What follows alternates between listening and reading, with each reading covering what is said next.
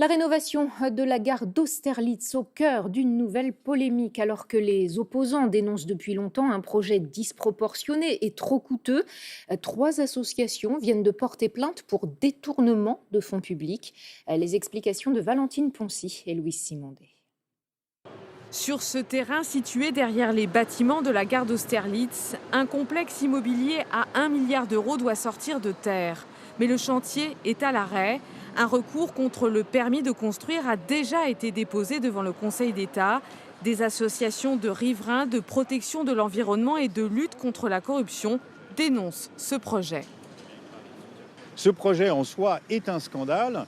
Construire aujourd'hui un bâtiment qui fait 300 mètres de long sur 37 mètres de haut, qui habite 50 000 mètres carrés de bureaux, alors qu'il y a pléthore de bureaux vides dans Paris et en Île-de-France, et un centre commercial de 25 000 mètres carrés, alors que les centres commerciaux aux alentours sont tous en état de faillite, c'est juste absurde.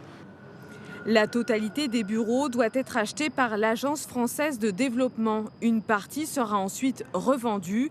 Les associations dénoncent cette opération immobilière à 900 millions d'euros.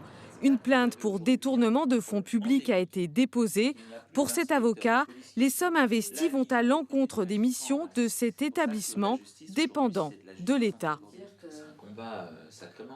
Bien sûr, l'AFD a le droit d'acquérir des bureaux, mais elle n'a pas, à notre sens, le droit d'utiliser l'argent dont elle dispose, qui est une partie de l'argent des contribuables, une partie de l'argent qui est son résultat personnel, pour faire autre chose de central, d'essentiel que sa mission de service public. Si cette plainte aboutit, elle ne mettra pas un coup d'arrêt aux travaux, mais pourrait ternir l'image du projet. La fin du chantier est prévue pour l'instant fin 2025.